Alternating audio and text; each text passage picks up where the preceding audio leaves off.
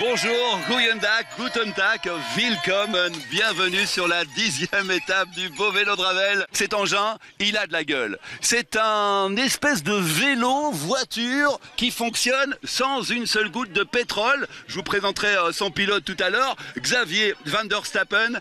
Et c'est une façon pour nous de faire la nique au Formule 1 parce que nous, on fait le plein d'essence sans passer par la pompe et tout le monde ne peut pas en dire autant à Francorchamps, n'est-ce pas ?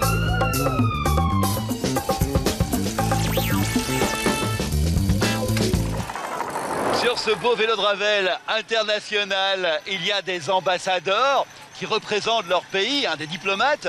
Et puis il y a aussi des ambassadeurs mobilité, des leaders d'opinion qui tentent de faire bouger l'Europe autrement. C'est le cas de Xavier Van der Stappen. Vous le voyez à peine, mais vous allez l'entendre. Bonjour Xavier. Bonjour, bonjour. Comment est-ce que ça va dans votre engin là? Très bien, moi je suis au sec là, c'est génial. Ouais, alors c'est quoi? C'est un vélo, c'est une voiture? Ah, c'est peut-être la voiture de demain, mais ça a du vélo, parce que j'ai un pédalier qui me permet de réduire ma consommation d'électricité. Alors, donc vous avez des batteries? Oui. Que vous rechargez? Tout à fait. À l'énergie Alors chez moi, je la charge avec des panneaux solaires, des panneaux photovoltaïques. Et vous êtes allé loin avec cet engin, hein? Alors je reviens de Dakar. Comme on va le voir dans le petit sujet qui vous est consacré. Xavier Van der Stappen est un pionnier, ethnologue et reporter. Il a parcouru 12 000 km de Copenhague à Cape Town en Afrique du Sud sans consommer une goutte d'essence dans un prototype électrique. Une aventure éco-citoyenne qui mêle sagesse humaniste et nouvelles technologies habilement maniées. J'utilise ce véhicule au quotidien à Bruxelles parce que ça me dédouane d'utiliser du pétrole, de polluer. Ça me permet de voir la vie autrement aussi et de faire la sensibilisation au quotidien. Parce qu'il y a énormément de gens qui me posent la question de savoir ce que c'est.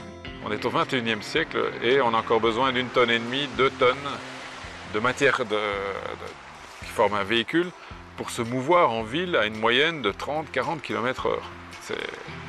C'est pas normal. Il faut faire quelque chose et donc j'ai adopté ce véhicule et comme il n'existait pas, je l'ai créé avec des amis. Ça me permet de remonter toutes les files de voitures aux embouteillages. Je peux aussi éventuellement prendre les pistes cyclables. J'ai un confort moral quand j'utilise ça qui est assez bien. Et comme la forme n'est pas trop mal faite, j'ai pas trop l'impression de passer pour un illuminé. Voilà. Ah, mais nous, on aime les fêlés, car ils laissent passer la lumière. Enfin, Xavier travaille aujourd'hui à la création d'un véhicule à 3 roues, totalement électrique, qui peut atteindre les 130 km/h pour une autonomie de 300 km. Cet engin révolutionnaire, baptisé Icar, serait carrossé d'un corps biodégradable. Osez d'accord, mais alors osez avec sagesse, alors là. Notre but a été d'inventer la voiture qu'on voudrait utiliser demain. Celle qui va nous offrir un confort moral, parce qu'on ne polluera plus. Il y aura des nouvelles batteries qui vont arriver sur le marché. On y travaille. Donc tout ça va permettre d'augmenter, avec le même véhicule, en adoptant de nouvelles batteries, on va pouvoir augmenter le rayon d'action, l'autonomie du véhicule. Donc ça, c'est fort intéressant. Le pétrole, on ne peut pas se permettre de faire ça. Je pense qu'on vit une époque absolument fantastique, parce que tout est à refaire. On s'est malheureusement trompé durant un siècle. On s'est rendu l'environnement assez hostile. Il est grand temps de changer les choses. En se souvenant qu'en 1899, la première voiture ayant dépassé les 100 km/h était électrique, belge, et s'appelait la Jamais Contente. À bon entendeur.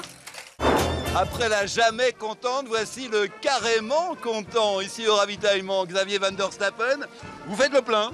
Oui, tout à fait. Bien, je mange une pomme au lieu de faire le plein de pétrole.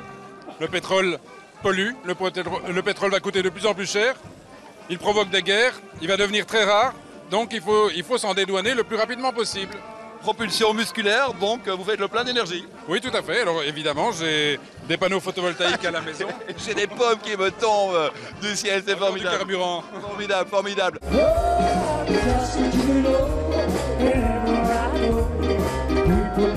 Oh,